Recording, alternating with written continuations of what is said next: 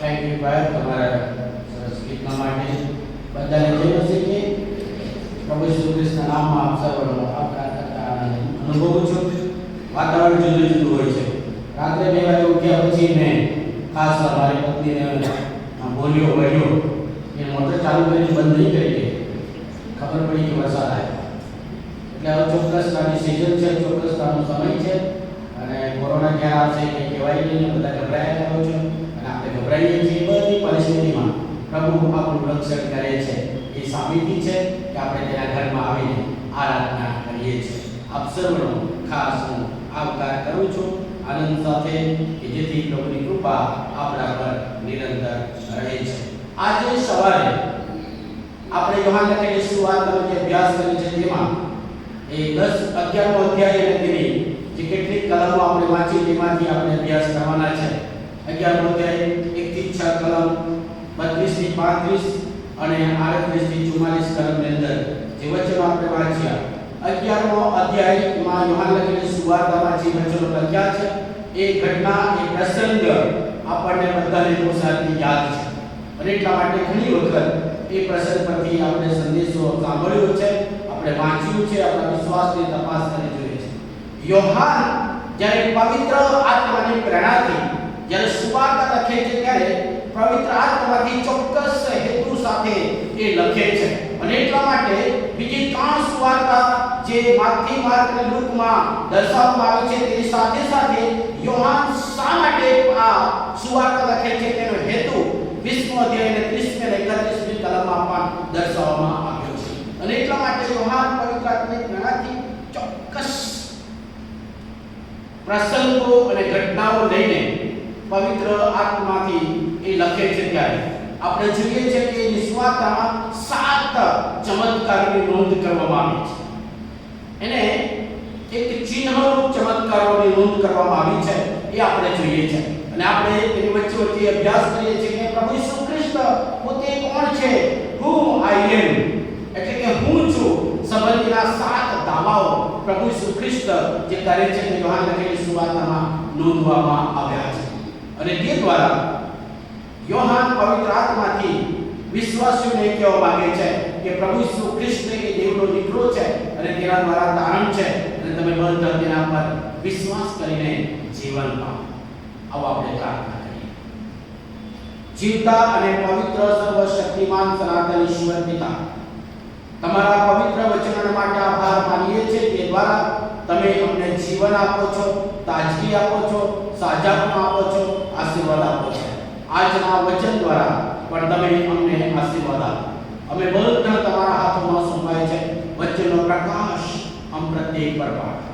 મને પણ તમારા વડસ્તરના છાયા હેઠળ સંતાડો જેથી પ્રભુ જે વચનો તમે અમને આપ્યા છે તે મારા મુખ દ્વારા પ્રગટ થાય. અમ પ્રત્યેકને આજનો આશીર્વાદ આપો.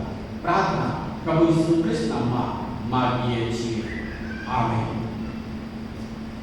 મેં જે દર્શાવ્યું તે પ્રમાણે યોહાન 7 ચમત્કારો વિશે દર્શાવે છે અને યોહાન લખેલી સુવાર્તા 3 અધ્યાય 1 થી 11 વચનોમાં આપણે વાંચીએ છીએ કે પ્રભુ ઈસુ ખ્રિસ્ત પાણીનું દ્રાક્ષરસ લગ્ન પ્રસંગે કરે છે અને ત્યાંથી ચમત્કારની શરૂઆત કરે છે અને તેનો મહિમા જાહેર કરે છે. 4થા અધ્યાયની 43 થી 54મી કલમમાં અધિકારી દીકરાને સાજાપણું આપે છે. તે પણ આપણે જોઈએ છીએ કે તે દ્વારા એના કરનાર બધાને આ વિશ્વાસ કરવાનું કારણ મળે છે.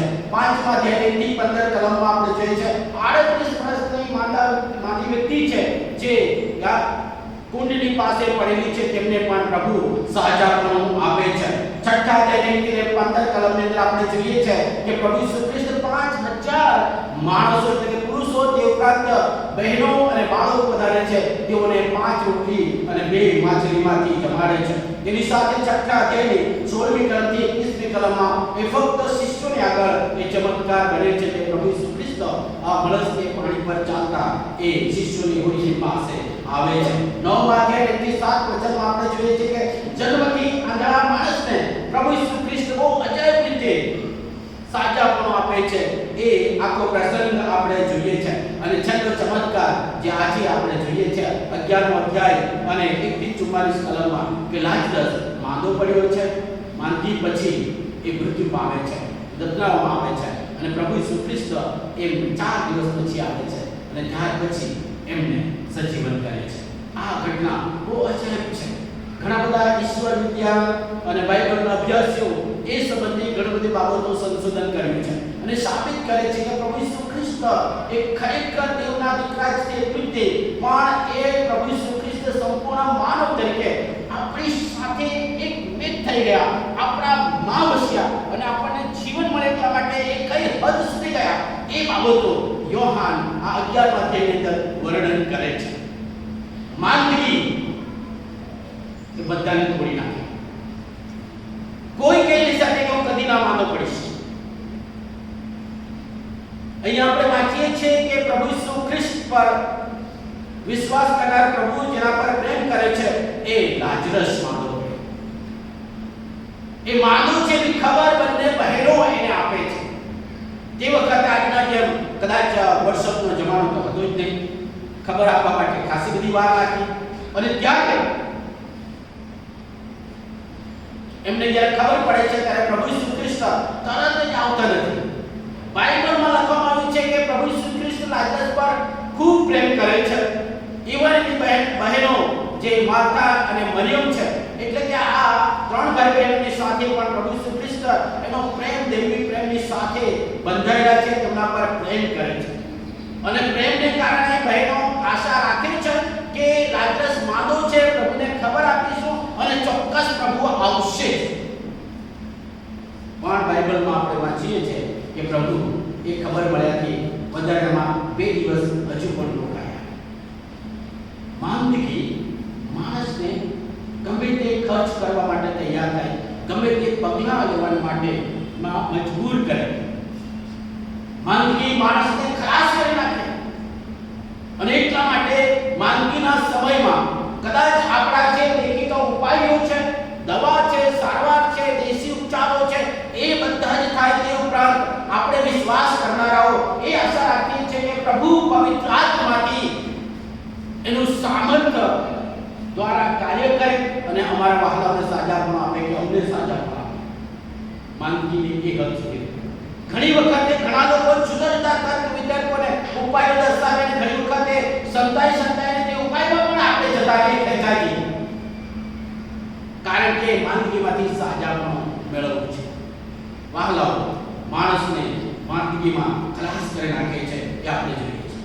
જૂના કરારમાં આપણે શિક્ષામાં વાંચીએ છીએ કે માંદગી આ માણસના, સમાજના, વ્યક્તિના, કુટુંબના પાપને કારણે આવે અને એટલા માટે પ્રભુનું વચન લેવેલું પુસ્તક તેનો 26મો અધ્યાય 15 અને 16મી કલમ સ્પષ્ટ કહે છે કે તમારામાં તાવ કે ભયંકર જુદા જુદા પ્રકારની બીમારીઓ આવશે જો તમે મારો ત્યાગ કરશો, મારા વચનનો ત્યાગ કરશો અને બીજા રસ્તામાં ચાલ્યા જશો, બીજી જગ્યાએ બીજા વિશ્વાસમાં ચાલ્યા જશો તો તમારા પર એવા પ્રકારનું દુઃખ આવી પડશે.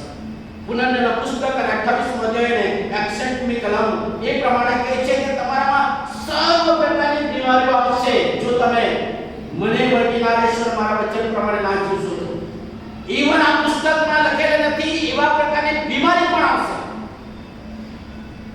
કદાચ કોરોના શબ્દ બાઇબલમાં ના મળે પણ વાયરસથી બધાને હાથમાં ચાલે. એટલે એવું માનવામાં આવતું કે એ પાપના કારણે પણ એ માંદગી આવે. ગીત શાસ્ત્ર 107માં 17 અને 18મી કલમમાં કહે છે કે પોતાના પાપથી આપણા પર સંકટ આવી જાય, બીમારી આવી જાય અને આપણી આગળ બહુ સારો ખોરાક માંદગીના પ્રસંગે આપણને મનમાં વિચાર આવે કે આવું ખાઈશ તો સારું, આવું ખાવાનું મન થાય અને તે ખોરાક બનાવીને આપણે આગળ મૂકવામાં આવે તો તે ખોરાકથી આપણે કંટાળી જઈએ, ખાવાનું મન ના થાય. જે માંદા છે તે લોકોને ખબર છે, જે માંદગીમાંથી પસાર થાય તે લોકોને ખબર છે કે સ્વાદિષ્ટ ભોજન, આપણને ગમતું ભોજન પણ મૂકવામાં આવે પણ ખાવાનું મન ન થાય, પણ તેનાથી આપણને કંટાળો આવે. એવી પરિસ્થિતિ સ્થિતિમાંથી પસાર થવું પડે. માંદગી આપણને એ હદ સુધી લઈ જાય, આપણું શરીર ખલાસ કરી નાખે, આપણા વિશ્વાસની કસોટી થાય અને આપણે તૂટી જઈએ. પવિત્ર શાસ્ત્ર એ પણ સાક્ષી આપે છે, પ્રભુના લોકો અને પ્રભુની બીક રાખનાર લોકોના જીવનમાં પણ એ માંદગી આવે છે. પ્રેરિતોના કૃત્યો 9 અધ્યાય 37મી કલમમાં જે તબીથા એટલે કે દોર્કસ નામની વિશ્વાસી બાઈ છે, એ ખૂબ વિશ્વાસી છે. એનું કાર્ય અને જીવન સાક્ષીરૂપ અને રૂઢિકરણોથી એ ભરપૂર હતી, છતાંય એ માંદી પડી અને મૃત્યુ પામી. ફિલિપીના પત્ર તેનો બીજો અધ્યાય 27મી કલમમાં એપોફ્રોડિટસ જે પાઉલની સાથે સેવા કરનાર હતો, એ પણ માંદો પડ્યો. ઇવન પાઉલના વિશે આપણે વાંચીએ છીએ કે મારા શરીરમાં જે કાંટો છે કે દુઃખ છે તે દૂર થાય એટલા માટે મેં પ્રભુને વિનંતી કરી. પ્રભુ મને શું કહ્યું? તારા માટે મારી કૃપા બસ છે. એટલે આપણી વિચારસરણી કદાચ પાપને કારણે માંદગી આવે એવું નથી, પણ આ જગતમાં આપણે છે ત્યારે એ માંદગી ગમે ત્યારે આવી શકે છે. હા, એ ચોક્કસ છે કે જે ઘડીએ ઈશ્વરના વચનોને એટલે કે પરમેશ્વરનો પ્રભુનો નકાર કર્યો, તેની આજ્ઞાનો ભંગ કર્યો, તે જ દિવસથી પાપે મનુષ્યના જીવનમાં પ્રવેશ કર્યો અને મરણે પ્રવેશ કર્યો. પાપનું જે પરિણામ છે તે વેદના અને દુઃખ અને ભયંકર કાર્યો છે. એ પાપના કારણે આપણામાં સ્વાર્થીપણું આવી ગયું, લોભ આવી ગયો, વાસના આવી ગઈ અને જુદા જુદા પ્રકારની તમામ અશુદ્ધતા આવી ગઈ. અને એના કારણે કુદરતી જે વાતાવરણ છે એનું પાણીનું પ્રદૂષણ થયું, હવાનું પ્રદૂષણ થયું, અવાજનું પ્રદૂષણ થયું, ખોરાકનું પ્રદૂષણ થયું, કપડાનું પ્રદૂષણ થયું, બધા જ પ્રકારનું પ્રદૂષણ. અને એટલા માટે જુદા જુદા પ્રકારની માંદગી અને મહામારી અને મરકી અને વાયરસ આપણે જોઈ શકીએ છીએ. એટલે માંદગી આવે, પણ પ્રભુનું વચન કે છે વાલાઓ કે માંદગીથી માણસનો નાશ થાય એનો આ મનવાડ નથી. પ્રભુ ઈસુ ખ્રિસ્તને જ્યારે બે બહેનોના સમાચાર મળે છે ત્યારે એ જવાબ આપે છે કે આ મરણ થાય એવો મનવાડ નથી, પણ તે દેવના મહિમાને માટે આ બાબત બને છે. કારણ કે પ્રભુનું વચન કહે છે કે પ્રભુ એ લાજરસ પર પ્રેમ કરે છે, બંને બહેનો પર પ્રેમ કરે છે. આજે પ્રભુ ઈસુ ખ્રિસ્ત આપણા પર પ્રેમ કરે છે, આપણને પ્રેમ કરે છે, આપણા પર તેનો અપાર પ્રેમ છે વાલો. અને એટલા માટે ગમે તેવી ભયંકર માંદગી આવે તો પણ પ્રભુનો પ્રેમ આપણા પરથી કદી પણ ના ઓછો થશે. God is love. એમ તે એટલો બધો પ્રેમ કરે છે, એટલો બધો પ્રેમ કરે છે વાલો, માંદગીના સમયમાં પણ તે આપણને કદી પણ છોડશે નહીં અને આપણો ત્યાગ કરશે. કારણ કે એનો પ્રેમ અફર છે, અનચેન્જેબલ લવ. પ્રભુનો પ્રેમ વાલા જેમ લાજરસ પર, માર્થા અને મરિયમ પર અને શિષ્યો પર હતો, તેમ આજે પણ એવો જ આપણા માટે પણ છે. એનો પ્રેમ દૈવી પ્રેમ છે, સ્વાર્થી પ્રેમ નથી, લોભી પ્રેમ નથી. ઘણી વખત આપણે બીજાઓને પ્રેમ કરીએ છીએ અંદરથી કઈ સ્વાર્થ સદાયેલો હોય નહીં. ઘણી વખત પ્રેમથી ઘણાને સેવા કરે ત્યારે અંદરથી એમ પણ કરે હું આવા ગરીબોની સેવા કરીશ અને મને પુણ્ય મળશે. વાલા એ બાબત નથી. પ્રભુનો પ્રેમ એ નિસ્વાર્થ છે અને એટલા માટે એ દૈવી પ્રેમ છે. પ્રભુ આજે દૈવી પ્રેમથી, નિસ્વાર્થ પ્રેમથી આપણને પ્રેમ કરે છે વાલા. આપણે ઘણી વખત નકાર કરીએ, ભૂલી જઈએ, આપણે પ્રભુના વચનથી, પ્રભુની સંગતથી આપણે પોતે ચાલ્યા જઈએ, આપણે સંતાઈ જેવી બાબતોની સાથે બધા કૃત્યો કરીએ તો પણ પ્રભુનો પ્રેમ, પવિત્ર આત્માની સંગતિ અને દુરવની નિરંતર આપણી સાથે છે. એનો ડિવાઇન લવ છે. અને પ્રભુનો એટલો બધો પ્રેમ છે વાલો, જગતની કોઈ તાકાત એ પ્રભુના પ્રેમથી આપણને જુદા ના પાડી શકે. એ કોરોના જેવી વાયરસ વાળી મરકીની પણ પ્રભુના પ્રેમ ઓછો કરી શકે. ગમે તેવી બીમારી હોય, ગમે તેવી મુશ્કેલી હોય, પ્રશ્ન હોય, તો પણ પ્રભુનો પ્રેમ કદી પણ બંધ ના થશે, ઓછો થશે.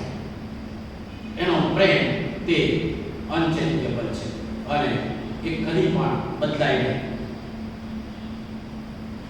આવ્યું જ નહીં. પણ પ્રભુનો પ્રેમ એટલો બધો છે.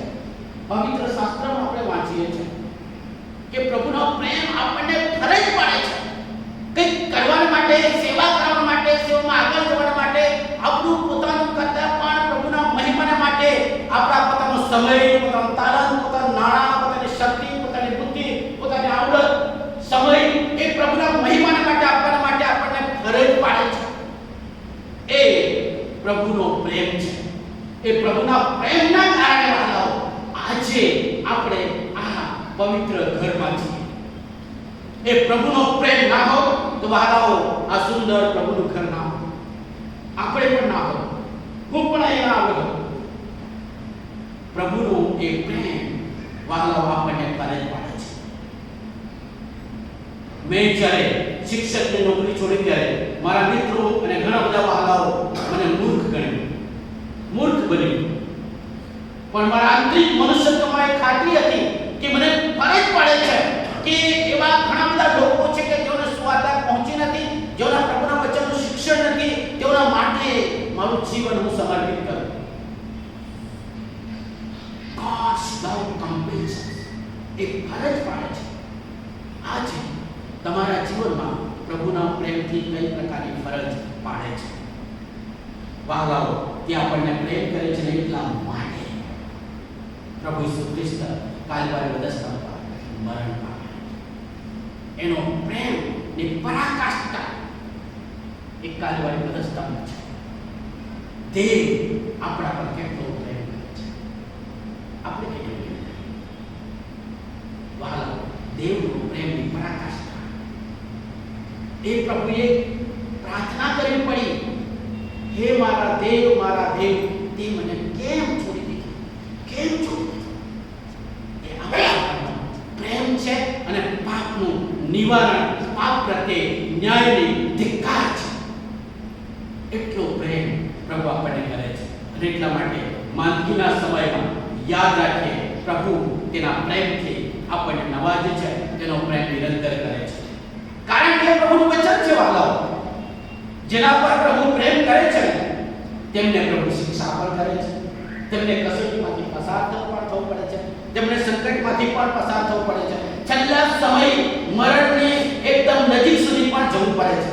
અને પ્રભુ તેમાંથી કાઢે છે અને કેટલાકને ન પણ કાઢે તો પણ એ પ્રભુનો પ્રેમ ઓછો થતો નથી. હાલેલુયા! આ પ્રભુનો પ્રેમ છે.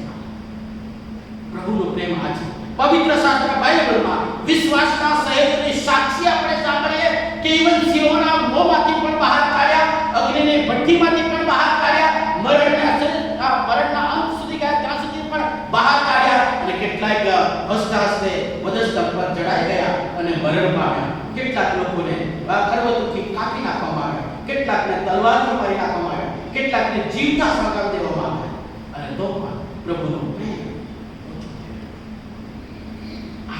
પ્રભુનો પ્રેમ છે. અને એ પ્રેમે કરીને પ્રભુ ઈસુ ખ્રિસ્ત કહે છે કે આ મરણ થાય એવો મતવાદ નથી. લાજરસની માંદગીના સમાચાર સાંભળ્યાથી સાજાપણા માટે તરત જતા નથી, પણ પ્રભુના મહિમા માટે, પ્રભુનું રાજ્ય વૃદ્ધિ થાય અને દરેક લોકોને ખાતરી થાય પ્રભુ કેવા મહાન છે. દરેક સંજોગોનો પ્રભુ એ મહિમાના માટે ઉપયોગ કરે છે. આપણને બધાને આ સમયમાં એટલા માટે મૂક્યા છે, કોરોનાના કાળમાં એટલા માટે પસાર કર્યા છે અને એટલા માટે રાખ્યા છે કે વહાલાઓ પ્રભુ આપણા દ્વારા તેનો મહિમા કરવા માંગે છે. પ્રભુ આપણા દ્વારા તેનો નામનો મહિમા કરવા માટે આપણને રાખ્યા છે. આપણે તંદુરસ્ત છીએ, આપણે તકેદાર રાખી છે, વેક્સિન લીધું છે, દવા લીધી છે, સારો ખોરાક કરે છે, સાચવીએ છે. નો, આપણે કોઈ હયાતી નથી વહાલાઓ પોતાની જાતને સંભાળી શકે. It is the grace of God. પ્રભુની કૃપા અને એનો પ્રેમ છે કે તેના મહિમાને માટે આપણને આમાંથી પસાર થાય છે. પ્રભુ આપણા દ્વારા મહિમા પામે. લાજરસની માંદગી એ પ્રભુના મહિમા માટે બની શકે અને એટલા માટે પ્રભુ કહે છે. યોહાન લખેલી સુવાર્તાના 9મા અધ્યાયમાં આપણે વાંચીએ છીએ કે જન્મથી આંધળો કેમ જન્મ્યો? એના મા-બાપે પાપ કર્યું એને લીધે કે એણે પાપ કર્યું એને લીધે? પ્રભુ કહે છે કે કોઈના પાપને લીધે એ આંધળો નહીં જન્મ્યો, પણ એનામાં દેવનું કામ થાય, એના દ્વારા દેવનું કામ પ્રગટ થાય. અને દેવનો મહિમા. આજે પ્રભુએ આપણને સારી તંદુરસ્તીમાં, સારું શરીર, સારી વ્યવસ્થા, સારી મંડળી, સારું કુટુંબ, સારો આશીર્વાદ, સારી સંગત આપી છે. શા માટે? પ્રભુનો મહિમા થાય, પ્રભુના મહિમા માટે ઉપયોગી બનીએ. છઠ્ઠા અધ્યાયમાં આપણે વાંચીએ છીએ કે એ 5 રોટલી અને 2 માછલીમાંથી 5,000 ને જમાડે છે. એ લોકોને ખાતરી થાય, શિષ્યોને ખાતરી થાય કે ઇમ્પોસિબલ થિંગ, અશક્ય બાબત એ કરીને એનો પ્રેમ પ્રગટ કરે છે અને પ્રભુનો મહિમા, પ્રભુને મહિમા મળે છે. પ્રભુ ઈસુ ખ્રિસ્ત 2 દિવસ વધારે રોકાયા અને જ્યારે એ બેઠાને આવ્યા ત્યાં સુધીમાં તો વાર્તા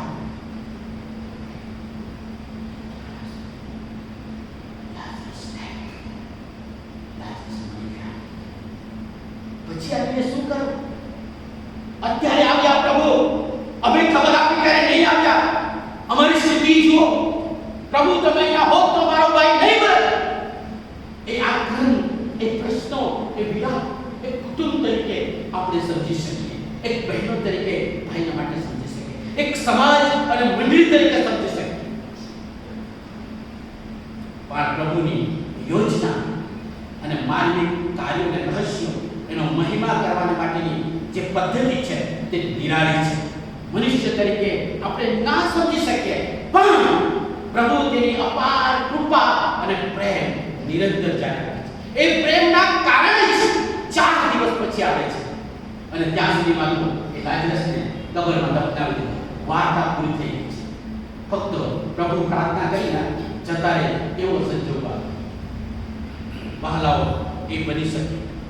આપણી અપેક્ષા એ પ્રભુની ઈચ્છા નથી. પ્રભુની ઈચ્છા એ આપણી અપેક્ષા હોવી જોઈએ. અને એટલા માટે વહાલાઓ, ઘણી વખત એ પ્રભુ માંગણીમાંથી પસાર કરે, કસોટીમાંથી પસાર કરે, દુઃખમાંથી પસાર કરે, વેદનામાંથી પસાર કરે, ઘણા બધા પ્રશ્નોને વિટંબણામાંથી પસાર કરે, પણ યાદ રાખે પ્રભુનો પ્રેમ અપાર પ્રેમ આપણા પર છે અને તે કદી પણ આપણને છોડશે નહીં. એ કદી પણ ના છોડે છે. અને એટલા માટે એ જ્યારે ધીરજ રાખે છે, આપણા પ્રત્યે ખામોશી રાખે છે, કંઈક કાર્ય મોડું થાય છે, કંઈક ડિલે થાય છે, પસ્તાવો કરવાનો કે રિગ્રેટ કરવાનો નહીં, પરંતુ પ્રભુની ઈચ્છાને સમર્પિત થવાની જરૂર છે. માર્થા અને મરિયમ પ્રભુને એટલું છે કે પ્રભુ જો તમે અહીંયા હો તો અમારું કંઈ નહીં મળે. there is no argument. કારણ કે તેઓનો વિશ્વાસ હતો કે પ્રભુ પ્રેમ કરે છે અને કરશે. પ્રભુએ દુઃખમાં તેમને પસાર કરવા દીધા, એ પ્રભુની ઈચ્છા છે, તેનો મહિમા માટે કરશે. હા, છેલ્લે દિવસે અમે અમારા ભાઈને પુનરુત્થાનમાં જોઈશું, એ અમારો વિશ્વાસ છે. પણ પ્રભુ જો તમે અહીંયા હોત તો અમારો ભાઈ નહીં મળે. એ સ્વાભાવિક છે. વહાલાઓ, અને એટલા માટે પ્રભુ એના મહિમાને માટે કાર્ય કરે છે ત્યારે ધીરજ રાખવા કહે છે. ધીરજ રાખવા કહે છે.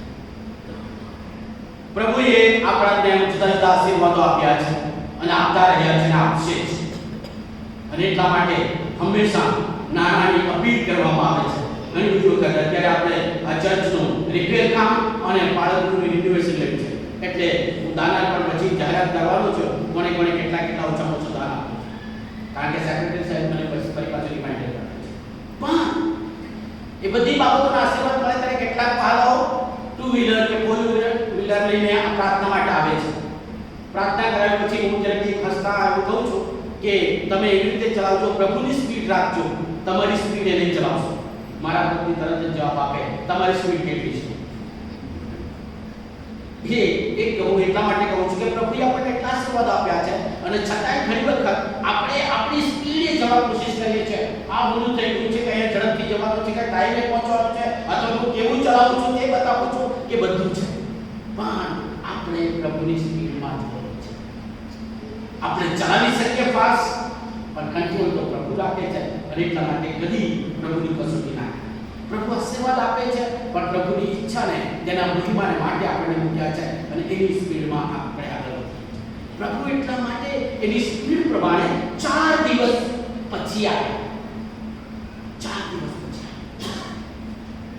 પણ પણ વહાલા એ બતાવે છે કે પ્રભુ આપણા બધા જ દુઃખમાં ભાગીદાર બને છે, કારણ કે દુઃખ આવે છે કે પ્રેમ કરે છે, એના મહિમા માટે એ આપણી મધ્ય કાર્ય કરે છે. અને એટલા માટે આપણા બધા જ દુઃખોમાં, આપણી બધી પરિસ્થિતિમાં પ્રભુ ભાગીદાર બને છે.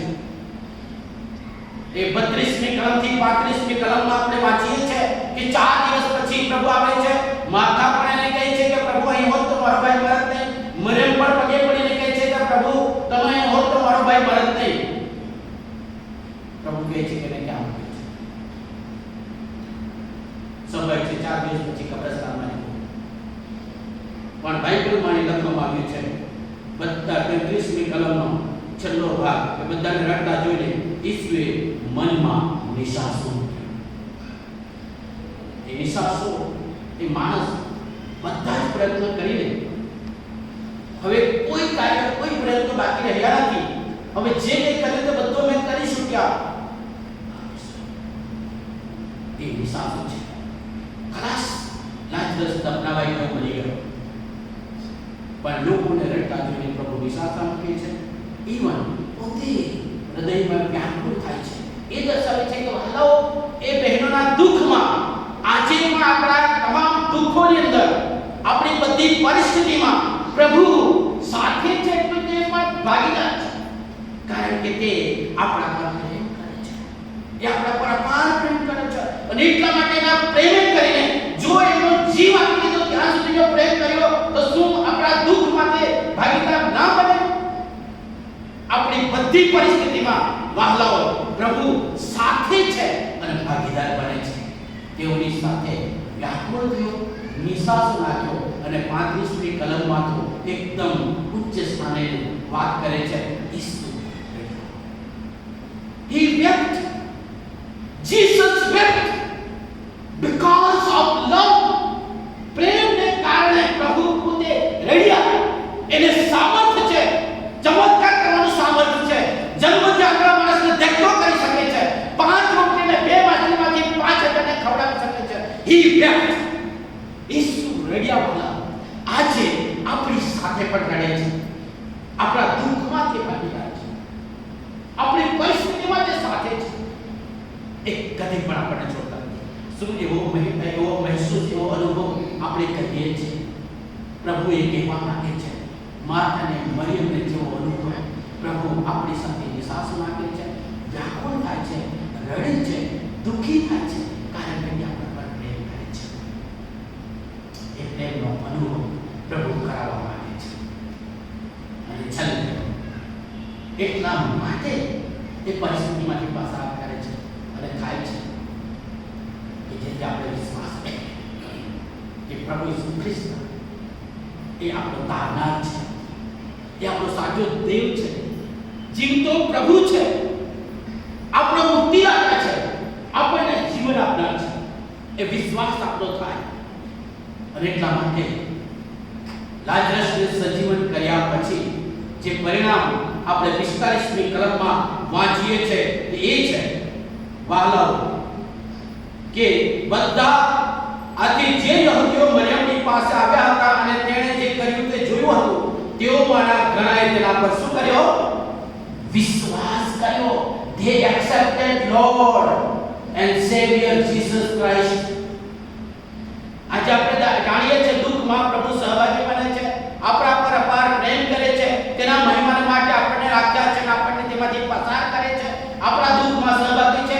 પણ શું હું અને તમે એવા સંજોગોમાં પ્રભુ ઈસુ ખ્રિસ્ત પર વિશ્વાસ કર્યો છે કે એવું પ્રભુ કરી શકે છે?